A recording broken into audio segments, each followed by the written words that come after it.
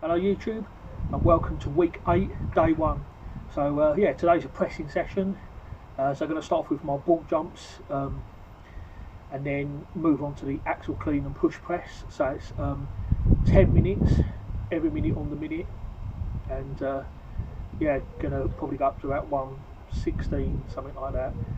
I think my best on it is 115, so I want to at least progress from that. Then afterwards, close grip axle bench press, and then seated axle press behind the back with no back support, and then finish up with the Concept 2 weighing machine for some strongman conditioning. So yeah, enjoy the video.